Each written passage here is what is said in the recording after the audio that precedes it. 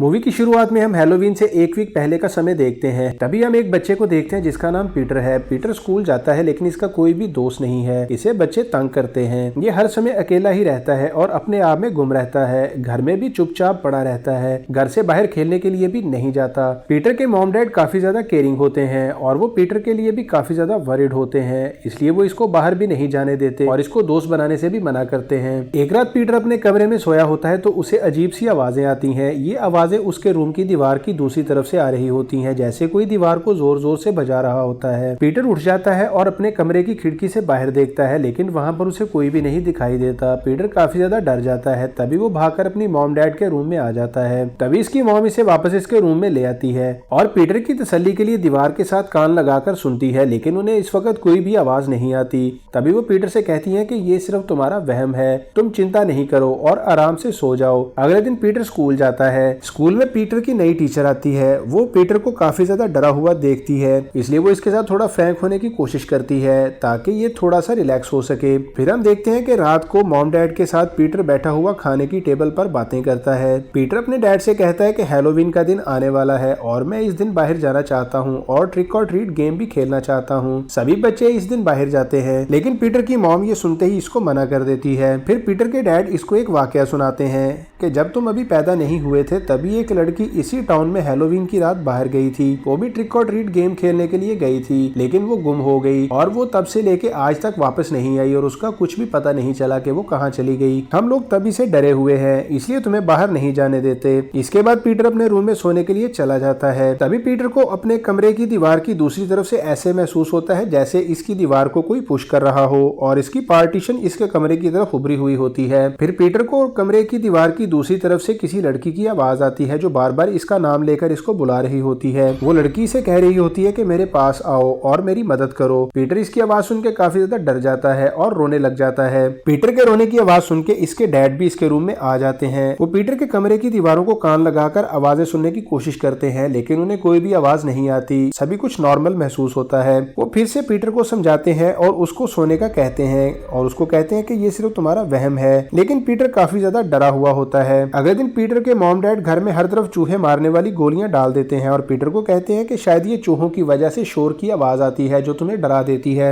ये गोलियां खाने के बाद ये चूहे मर जाएंगे और अब तुम्हें कोई भी आवाज नहीं आएगी, इसलिए तुम चिंता करना छोड़ दो। अगले दिन स्कूल में टीचर बच्चों से ड्राइंग करवा रही होती है। पीटर भी अपने घर की ड्राइंग बना रहा होता है। वो अपनी ड्राइंग के अंदर अपने कमरे की दीवारें बनाता है और उसके ऊपर हेल्प मी लिख देता है। वो अपनी ड्राइंग के अंदर एक बच्चा भी दिखाता है जो कि वो खुद ही होता है। इसकी टीचर ये ड्राइंग देख के काफी ज्यादा परेशान हो जाती है क्योंकि ये ड्राइंग इसकी मेंटल कंडीशन को जाहिर कर रही थी। अगले दिन ये टीचर पीटर के घर चली जाती है और पीटर की मॉम से मिलती है क्योंकि टीचर को काफी ज्यादा टेंशन होती है कि पीटर के माइंड में ऐसा कुछ क्या चल रहा है। लेकिन हम देखते हैं कि पीटर की मॉम को इसकी टीचर का घर आना बिल्कुल भी अच्छा नहीं लगता, इसलिए वो इसके साथ कोई ज्यादा अच्छा बर्ताव भी नहीं करती। वो इसको बताती है कि पीटर थोड़ा अजीब सा बच्चा है और अजीब अजीब बातें सोचता रहता है, इसलिए जो अजीब इसके माइंड में चल रहा था वो उसने ड्राइंग में बना दिया। इतनी सी बात पर तुम्हें टेंशन लेकर हमारे घर तक आने की जरूरत नहीं है, तुम्हें हमारे घर नहीं आना चाहिए। इसके बाद पीटर की मॉम गुस्से में इसके पास आकर इससे पूछती है कि तुमने ड्राइंग में ये सारा कुछ क्यों बनाया है और इसके ऊपर हेल्प मी लिखने का क्या मतलब है, तुम किससे मदद मांग रहे हो। तभी पीटर कहता है कि ये मदद मैं नहीं बल्कि वो मांग रही है। पीटर की मॉम इसकी बात को ज्यादा ध्यान नहीं देती और कहती है कि तुम ज्यादा मत सोचा करो, तुम्हारी ज्यादा सोचने की हैबिट हमें किसी दिन किसी मुसीबत में डाल देगी।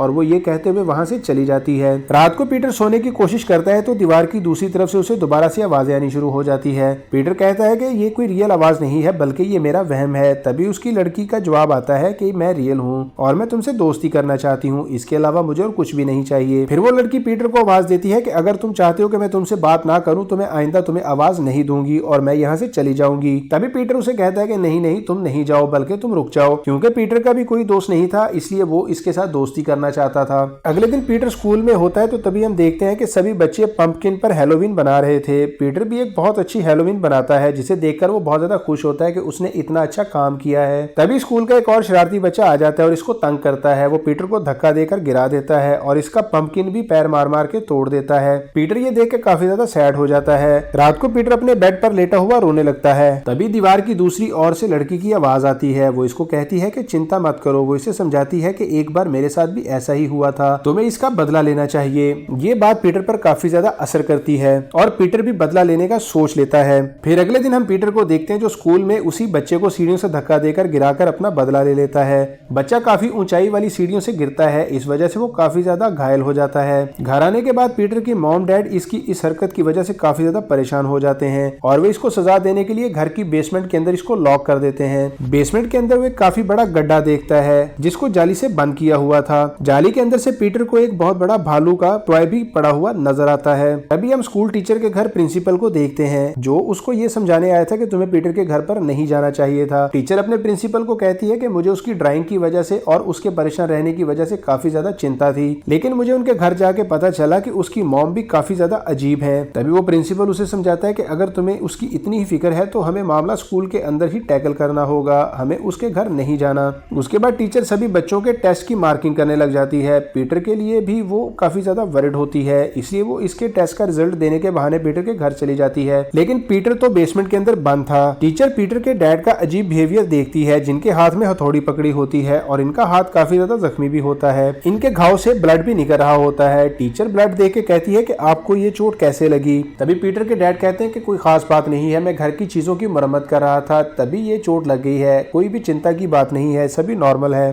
तभी पीटर के मॉम डैड इसकी टीचर को बताते हैं कि पीटर अब स्कूल नहीं आएगा, उसने स्कूल छोड़ दिया है। रात को पीटर की मॉम उसको बेसमेंट से निकालकर इसे अच्छे से खाना खिलाकर सोने के लिए भेज देती है। उसके बाद पीटर के मॉम डैड इसके रूम का दरवाजा बंद करके चले जाते हैं। पीटर तभी अपने बेड से उठकर दीवार के पास आ जाता है और दीवार को नॉक करके उस लड़की को बुलाता है जिसकी उसे आवाज आया करती है। इसकी आवाज सुनकर लड़की फौरन आ जाती है और ये दोनों आपस में बातें करना शुरू कर देते हैं। वो लड़की पीटर को कहती है कि मुझे तुम्हारी बहुत ज्यादा चिंता है, तुम्हें मॉम डैड से होशियार रहना होगा, ये जैसे दिखते हैं ये असल में बिल्कुल भी वैसे नहीं है, ये तुम्हें दिखाने के लिए तुमसे बहुत ज्यादा प्यार करते हैं लेकिन ये बिल्कुल भी ऐसा नहीं है। तभी वो पीटर को ये राज भी बताती है कि मैं कोई और नहीं बल्कि तुम्हारी रियल सिस्टर हूँ और मैं कई बरसों से यहाँ पर कैद हूँ और मैं इंतजार कर रही हूँ उस वक्त का जब तुम बड़े हो जाओ और दीवार पर लगी हुई ये घड़ी हटाकर इसके पीछे खुफिया दरवाजा खोलकर मुझे यहाँ से आजाद करो। पीटर इसकी बात सुन के काफी ज्यादा कंफ्यूज हो जाता है और इसको कहता है कि अगर तुम सच बोल रही हो तो मैं तुम्हें देखना चाहता हूँ। तभी वो लड़की पीटर को कहती है कि तुम मुझे नहीं देख पाओगे,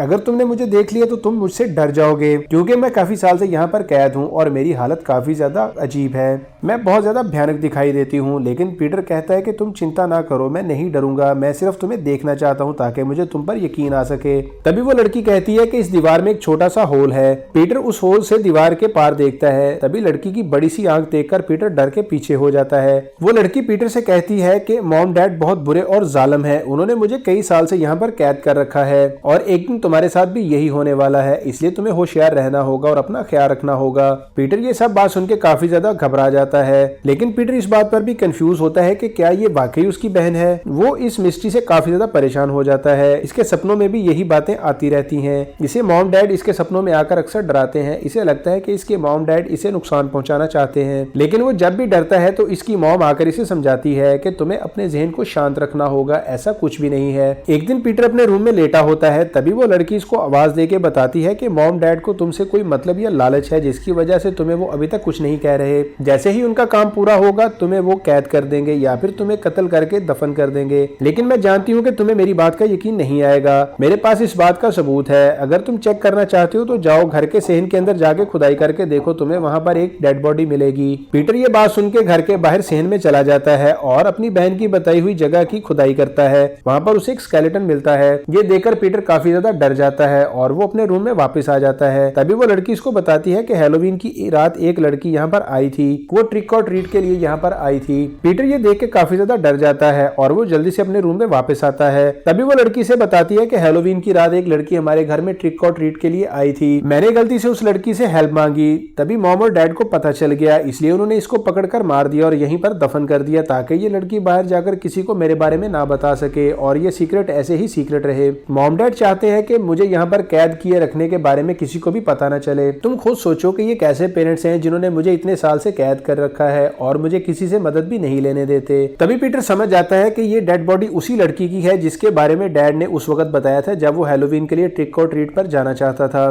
पीटर बहुत ज्यादा टेंस हो जाता है और वो मदद के लिए अपनी टीचर को कॉल करने के लिए फोन उठाता है क्योंकि वो अपने मॉम डैड से बहुत ज्यादा डर गया था, लेकिन उसकी कॉल दूसरी तरफ से इसकी मॉम उठा लेती है। वो पीटर पर काफी ज्यादा गुस्सा होती है कि तुमने टीचर को कॉल क्यों की। वो पीटर के रूम में आकर इसको काफी ज्यादा डांटती है। फिर वो रूम के अंदर दीवार में सुराख भी देख लेती है। पीटर की मॉम ये देखकर काफी ज्यादा डर जाती है कि इस लड़की ने पीटर को क्या क्या बताया होगा और पीटर के जहन में पता नहीं क्या क्या चल रहा होगा, कहीं हमारे बेटे के साथ कुछ गलत ना हो जाए। पीटर को ये बात समझ नहीं आती कि अगर मॉम और डैड ने इसको यहाँ पर कैद किया हुआ है तो फिर वो इतने डरे हुए क्यों है। पीटर इस बात पे काफी ज्यादा नर्वस हो जाता है। रात को लड़की पीटर से दोबारा बात करती है और इसको बताती है कि मैंने मॉम और डैड को बातें करते हुए सुना है, वो तुम्हें जल्द ही मारने वाले हैं और उसके बाद तुम्हें यही घर के अंदर कहीं दबा देंगे ताकि तुम्हारे बारे में किसी को भी पता न चल सके। तुम्हें खुद को बचाने के लिए जल्दी कुछ करना होगा। फिर हम देखते हैं कि कुछ समय के बाद पीटर अपनी मॉम डैड के साथ खाने के टेबल पर बैठा होता है। खाने की टेबल पर पीटर के डैड को खाने का टेस्ट अच्छा नहीं लगता। वो ये भी नोटिस करते हैं कि पीटर खाना नहीं खा रहा। वो पीटर को पकड़कर इस पर गुस्सा होते हैं और पूछते हैं कि क्या खाने में तुमने कुछ मिलाया है। पीटर कहता है कि कुछ ज्यादा नहीं, बस मैंने बदला लिया है उस बात का कि आपने मेरी बहन को इतने सालों से कैद में क्यों रखा हुआ है। पीटर के डैड की वहीं पर मौत हो जाती है। पीटर की मॉम चाकू लेकर पीटर की तरफ भागती है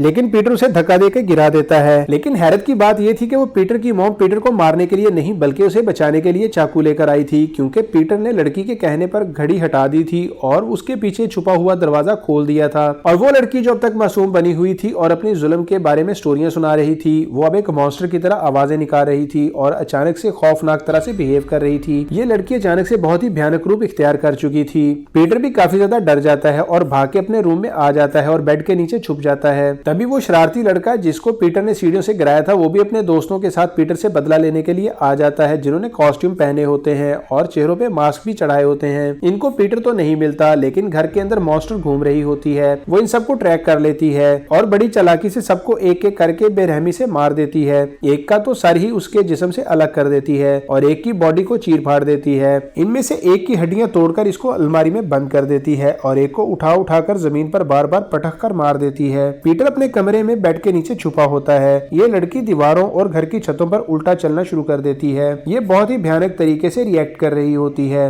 दूसरी तरफ टीचर को भी पीटर की कॉल का पता चल जाता है और वो बहुत ज्यादा वरिड हो जाती है, इसलिए वो पीटर की मदद करने के लिए अपने घर से निकल आती है। पीटर के रूम के अंदर पीटर बेड के नीचे छुपा होता है और मॉन्स्टर लड़की पीटर के बेड के ऊपर बैठी हुई इसको अपनी कहानी सुना रही होती है। वो सच में इसकी बहन ही होती है। ये लड़की पैदाइशी तौर पे बदसूरत थी। इसके मॉम डैड ने इसको इसलिए दुनिया से छुपाया हुआ था कि किसी को पता ना चले, क्योंकि वो इतनी बदसूरत थी कि अगर वो दुनिया वालों के सामने इसको जाने देते तो लोग इसका मजाक उड़ाते और इस मजाक से परेशान होकर वो काफी ज्यादा गुस्से में आ जाती और इस वजह से या वो खुद को नुकसान पहुंचा लेती या वो गुस्से में किसी इंसान को मार सकती थी। इसलिए वो अपने लिए और दूसरों के लिए खतरा हो सकती थी। इसीलिए पीटर के मॉम डैड ने फैसला किया कि इसको अपने घर के अंदर कैद रखें, क्योंकि वो इसे अपने हाथों से मार भी नहीं सकते थे। इसी वजह से उन्होंने उस लड़की को भी मार के सहन में दबा दिया। इसको इनके सीक्रेट का पता चल चुका था। फिर ये मॉन्स्टर लड़की पीटर को उसी दीवार के पीछे कैद कर देती है। पीटर की हेल्प करने के लिए तब तक टीचर भी वहां पर आ जाती है। वो पीटर के घर के अंदर आके पीटर को ढूंढना शुरू कर देती है। तभी पीटर दीवार की दूसरी तरफ से आवाजें देता है। टीचर इसको सुन के उस दीवार को जल्दी से तोड़ती है और पीटर को वहां से निकालकर भागने ही वाली होती है कि वो मॉन्स्टर लड़की भी सामने आ जाती है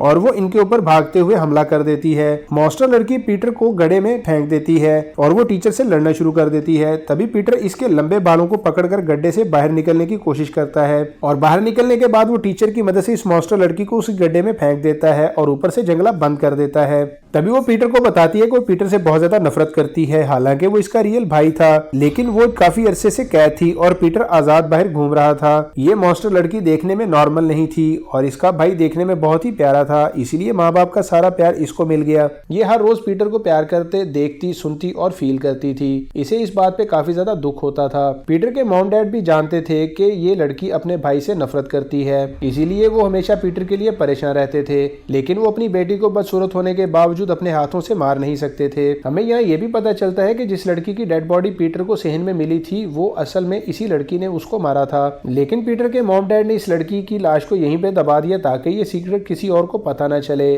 उसके बाद से उन्होंने इसको गड्ढे में बंद कर दिया था। पीटर ने मॉन्स्टर लड़की को गड्ढे में बंद तो कर दिया था लेकिन वो कहती कि तुम जहां भी जाओगे मैं तुम्हें छोड़ूंगी नहीं बल्कि तुम्हारा पीछा करूंगी। अभी मेरा काम पूरा नहीं हुआ, मैं तुम्हारी जान लेकर रहूंगी। इसके बाद पीटर के जहन में हमेशा ही इसके विजन्स और सपनों में ये इसका पीछा करती रहती। पीटर के मॉम डैड की मौत हो चुकी थी, इसी वजह से टीचर ने इसे गोद ले लिया था और इसके साथ ही ये मूवी यहाँ पर एंड हो जाती है।